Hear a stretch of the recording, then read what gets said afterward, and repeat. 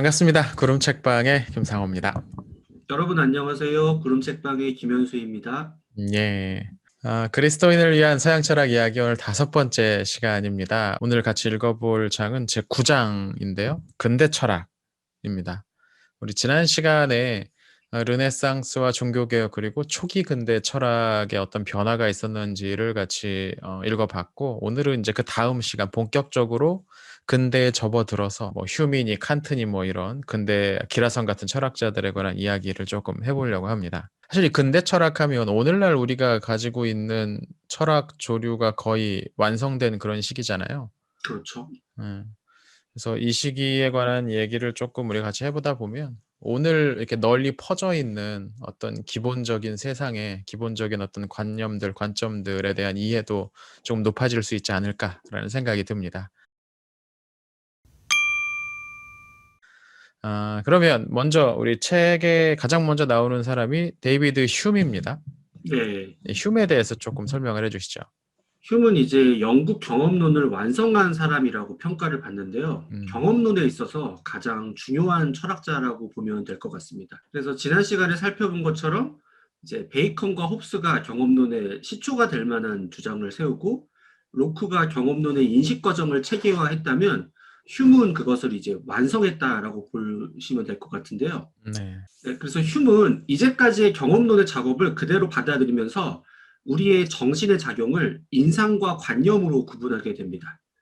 인상은 우리가 감각 경험을 통해 외부 대상을 지각했을 때 우리의 머릿속에 그려지는 심상 그 자체를 말하고요. 관념은 그 인상의 내용을 이성적으로 추론하고 사고해서 재구성한 구성물이라고 보면 될 것 같습니다. 그러니까 인상은 뭔가를 봤을 때 이건 이거다라는 거고, 네. 관념은 그런 인상들을 쭉 모아서 나름의 어떤 사고 과정을 통해서 이런 세상 이런 것이다라고 좀 2차적으로 만들어진 생각이네요. 네, 그렇게 보면 될 것 같습니다. 네. 그래서 휴은 관념보다는 인상이 훨씬 우리에게 강력하다고 이야기를 합니다. 그래서 그리고 경험론자라고 경험주의자라고 얘기를 하나 보네요. 예, 그리고 나아가서 인상을 통해서 우리에게 주어지지 않은 것에 대해서는 관념을 형성하는 것이 무의미하다라고 이야기를 합니다. 예를 들어서 하나님에 대한 지식을 생각을 해보면 우리가 하나님을 직접 감각적으로 경험을 할 수가 없잖아요. 그러면은 우리가 이성적인 추론만 가지고 하나님에 대한 관념을 형성하는 것은 휴메 입장에서는 무의미한 거죠. 음. 그 앞서서 이렇게 중세나 쭉 해왔던 그런 철학을 그냥 확 뒤집어 버리려는 그런 발상이네요. 그리고 예. 휴문 여기에서 한 발 더 나아가서 우리가 이성적인 추리를 가지고 인과관계에 대한 지식을 알 수 없다라고 주장을 합니다. A라는 사건이 발생한 다음에 B라는 사건이 발생하면 우리는 A가 B의 원인이라고 추리를 하게 되는데 우리가 인상을 통해 관찰한 것은 A라는 사건이 발생을 했고 그 다음에 B라는 사건이 발생했다라는 것이지 A와 B 사건의 배후에 인과라고 하는 법칙이 있는 것은 우리가 인상으로 경험할 수가 없다는 것이죠. 그래서 휴은 인과관계에 대한 추리는 습관이 만들어낸 산물이라고 이야기하게 됩니다. 약간 라이프니츠랑도 같은 부분을 지적했던 것 같은데 결론은 조금 다르네요. 그쵸? 그런 면에서 이 휴을 회의주의랑도 연결을 시키나 봐요. 네. 일반적으로는 휴을 그래서 회의주의자라고 많이 이야기하게 됩니다. 여기서 말하는 회의주의자는 다 안 돼 요런 의미가 회의주의자가 아니고 예. 의심을 통해서 철저하게 그 어떤 근원을 찾으려고 했다라는 측면에서 회의주의자라고 부르는 거고. 네.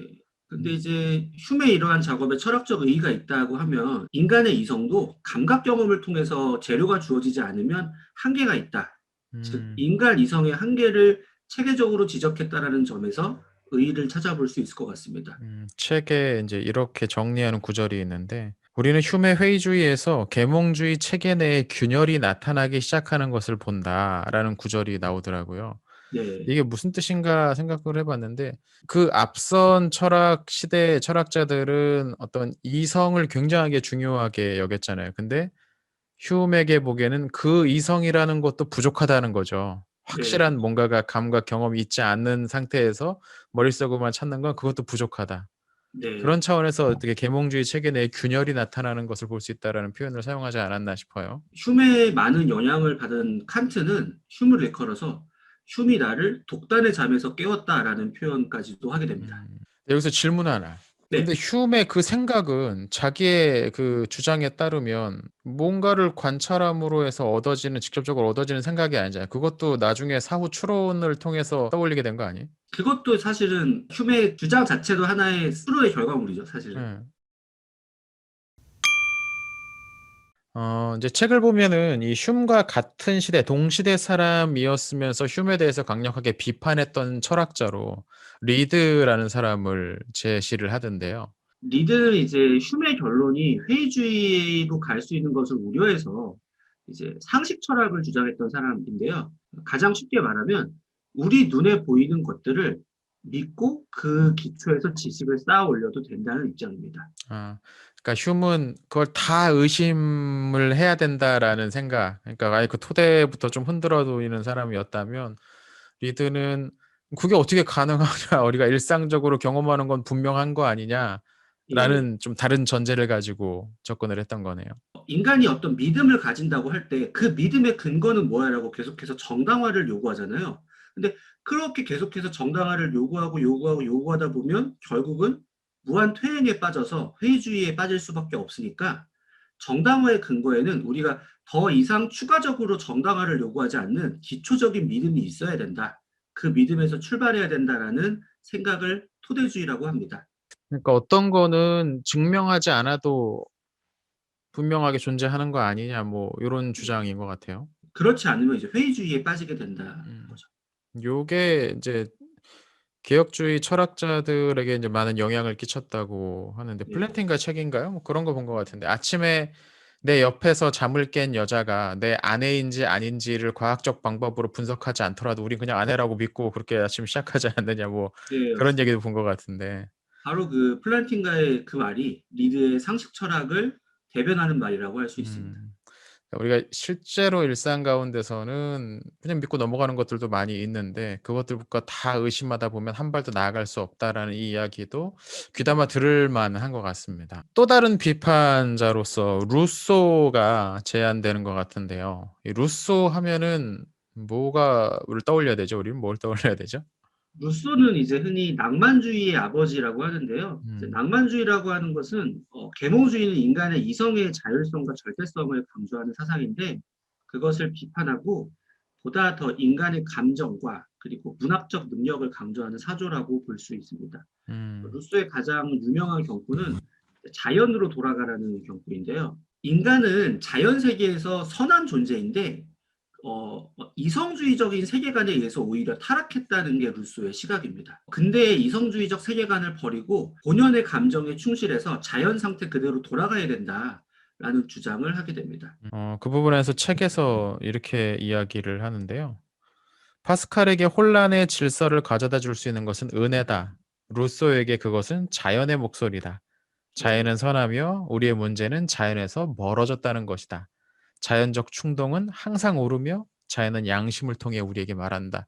뭐 이런 구절이 있어요. 네, 그러니까 루소한테는 자연이 하나의 어떻게 보면 종교에 가까운 기능을 하는 음, 거죠.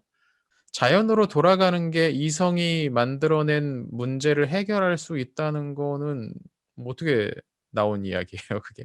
자연으로 돌아가는 게 무조건 다 선한가? 사실은 그 점이 바로 기독교 세계관과 배치되는 부분인데요. 그러니까 네.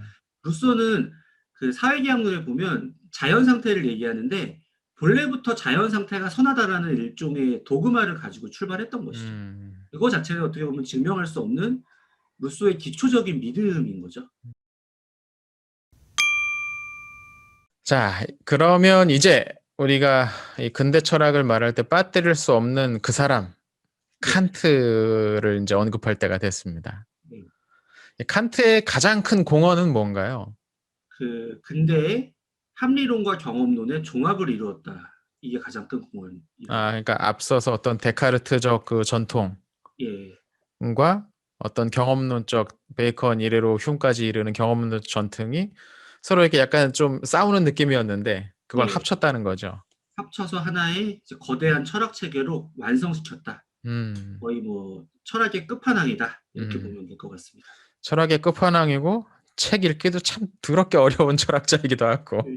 그래 칸트를 이해할 때 세 가지 질문을 얘기하지 않을 수 없죠. 예. 그래서 칸트는 철학에 있어서 가장 근본적인 질문이 세 가지라고 생각을 했어요.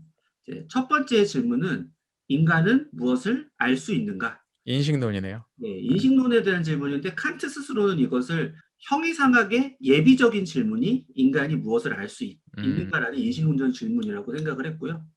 두 번째 질문은 인간은 그렇다면 무엇을 행해야 하는가? 이제 음, 도덕에 대한 질문입니다. 윤리학적인. 네, 예. 두 번째 질문을 칸트는 형이상학적 질문이라고 생각을 했어요.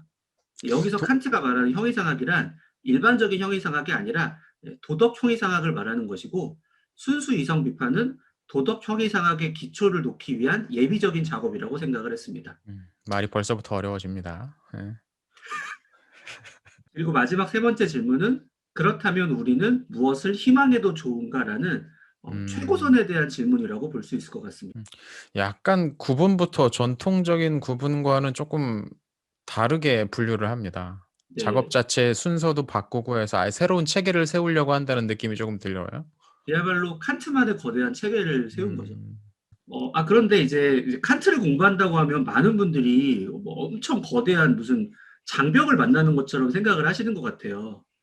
사실은 칸트를 공부를 해보면 굉장히 명료하고 생각보다 어렵지 않습니다. 그냥 말을 어렵게 한 겁니까, 그러면? 저는 그것도 아닌 것 아, 같아요. 그것도 그러니까 아니에요? 그럼 번역자들의 철학자들이 문제입니까? 가령 제 생각에는 헤겔이 칸트보다 말을 훨씬 어렵게 하는데 아, 칸트는 어렵다라는 어떤 또 고정관념이라고 말하면 좀 그런데 오늘 영상 제목은 나왔다. 칸트 어렵지 않아요.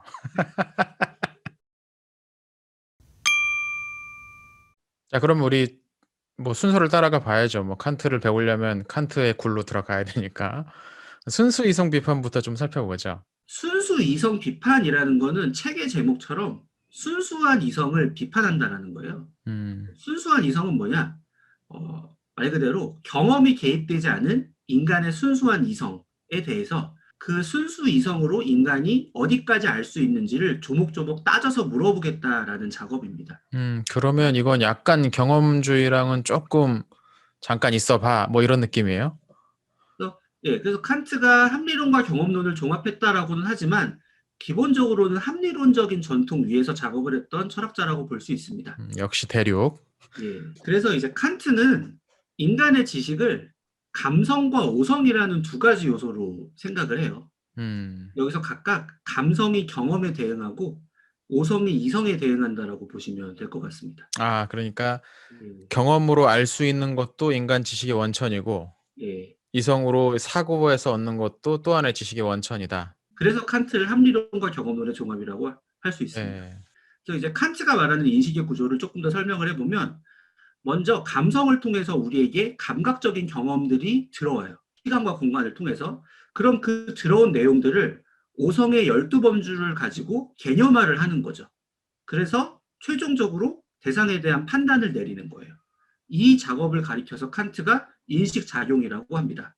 이제 얘기하세요. 칸트 철학의 조금 독특한 점은 뭐냐면 우리가 가지고 있는 형식, 그러니까 경험의 형식으로서의 시간과 공간, 그리고 이성의 형식으로서의 범주를 인간이 경험과 무관하게 그리고 경험에 앞서서 선언적으로 이미 가지고 있다는 거예요.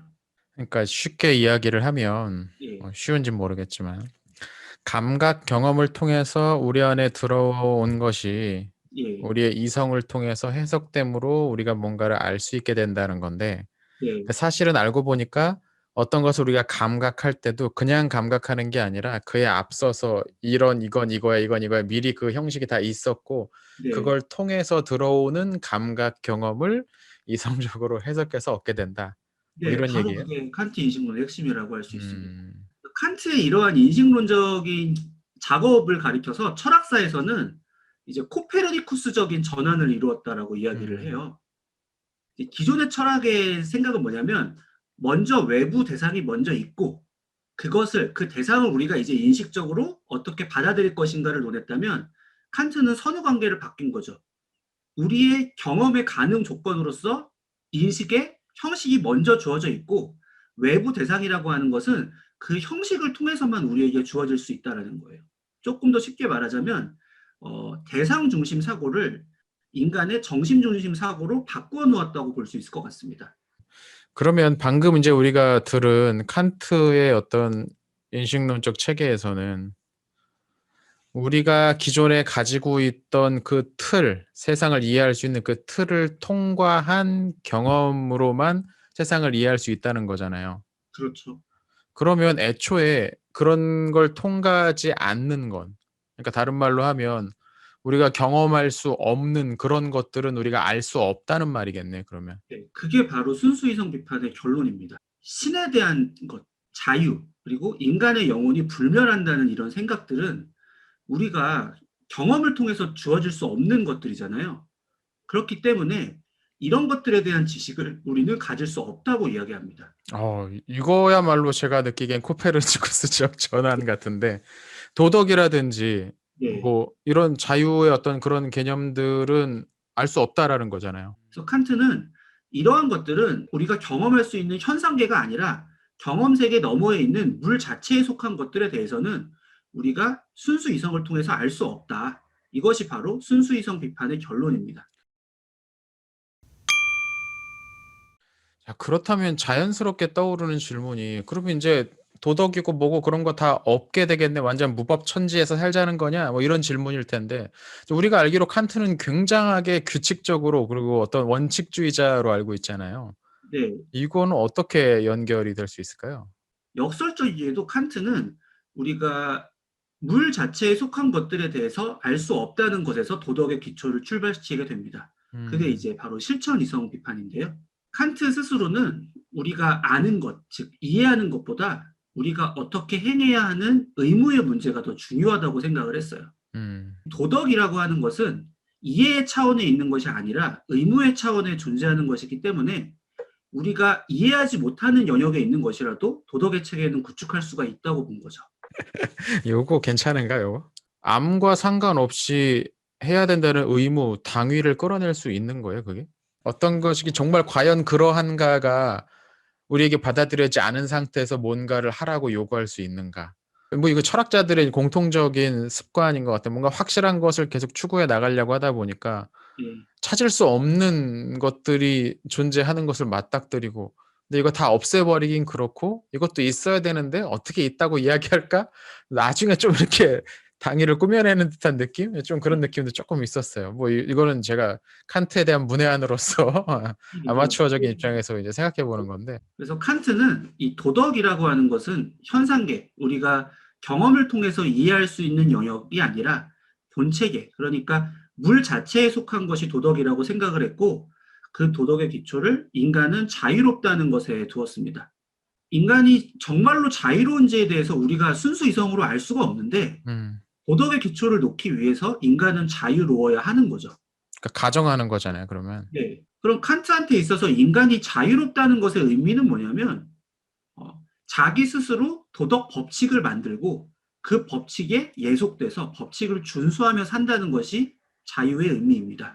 여기에서 그 유명한 칸트의 정언 명령이 나오게 됩니다. 그럼 이제 방금 이야기한 정언 명령이라는 것의 핵심은, 예, 이건 누가 부과했기 때문에 해야 되는 게 아니고 예, 내가 스스로 만들어낸 그 원칙에 따라서 행동하는 것, 그게 네. 옳다, 그게 정언 명령에 따라 사는 것이다라는 말이에요. 내가 스스로 만들어낸 준칙이 보편적인 도덕적 법칙에 부합하도록 행동하는 것이 정언 명령이라고 볼 수 있습니다. 근데 그 보편적 도덕 명령은 관찰할 수도 없다면서. 네, 관찰할 그걸 수 없죠. 알 수도 없는데 어떻게 그게 맞는지 안 맞는지를 찾아낼 수 있죠? 방금 말씀하신 그 포인트 때문에 음, 칸트의 정언 명령이 실질적인 내용은 없고 음, 공허한 형식주의라는 비판을 받아요. 음. 정언 명령의 내용이 그래서 뭔데? 라고 했을 때 칸트가 답이 없다는 거죠. 이게 이제 오늘날에 아예 도덕이나 그런 거에 대한 공감대도 점점 사라져가는 시대가 올 줄은 몰랐던 거지. 칸트 당시에는 대체적으로 그런 공감대는 있을 거라고, 그런 것도 유지될 거라고 생각을 했던 것 같은데, 요새는 뭐 아예 그것 자체도 없는 사람들도 보이니까, 네. 이러면은 그게 보편적 도덕 원칙이라는 게 과연 존재하는지부터 물어야 될 텐데. 바로 말씀하신 그런 부분 때문에 사실 칸트 윤리학은 그 속에 실질적인 내용이 없다. 무엇이 보편적 도덕 법칙에 부합하는지에 대한 어떤 구체적 기준이 없다라는 공허한 형식주의라는 비판에 직면하게 됩니다. 칸트의 철학에 대해서 책은 이렇게 이제 정리를 하는 것 같습니다. 기독교적 관점에서 보면 하나님의 지식은 창조적이다. 칸트의 관점에서는 우리의 지식이 창조적이다. 플랜팅가는 우리가 세상의 존재 방식을 좌우한다는 관점에서 우리는 같은 세계에 살고 있는 것이 전혀 아니라는 포스트 모던적 관점으로 넘어가는 것은 아주 쉬운 일이라고 말한다. 그러니까 이 칸트 철학에서 보면 이 세계를 구성하는 핵심은 결국은 나잖아요. 인간이잖아요. 근데 내가 세상은 이런 곳이다라고 이해하는 것과 저 사람이 이해하는 것이 또 다를 수도 있고, 그런 차원에서 포스트 모더니즘의 어떤 파편성이 조금 그 그림자가 먼저 좀 보이는 네. 그런 데가 이 칸트 철학이 아닌가, 뭐 그런 논평인 것 같습니다. 네. 그쵸. 물론 이제 음. 칸트 자신이 의도했던 바는 아니지만 결론적으로. 예, 인간 각자의 정신이 각자의 세계를 구성하는 것이니까 그 점에서 포스트 모더니즘의 단초를 제공했다라는 해석도 가능할 것 같습니다. 그다음에 인제 뭐 몇 명의 그 철학자들이 나오는데, 뭐 피에테, 셸링 뭐 이런 사람들 나오는데, 사실 저희 공부할 때 이 사람들은 잘 구분도 안 가고 뭔 얘기했는지 네. 기억에도 오래 안 남더라고요. 그래서 어 보통 그냥 독일 절대 관념론이라고 분류하게 됩니다. 네. 그리고 인제 그 선상에서 인제 헤겔도 있는데, 이 네. 주관적 관념론이라고 부르는 이 사람들이 그래서 주장했던 핵심이 뭔가요? 핵심은 이제 인간이 이성을 통해서 물 자체를 알 수 있다는 거죠. 그래서 칸트가 알 수 없다고 했던 그거. 그게 이 사람들이 보기에는 불만이었던 거예요. 음. 아니 인간이 왜 물 자체를 알 수 없어? 알 수 음. 있어야지라고 하면서 그럼 이제 물 자체를 알 수 있기 위해서 이성이 어떠한 작용을 하는지를 설명하려다 보니까 이제 절대 관념론이라고 하는 상당히 읽어도 이해되지 않는 그런 말들을 하게 되는 거죠. 헤겔인 칸트의 물 자체 개념을 절대 정신, 가이스트라는 말로 표현을 하는데요.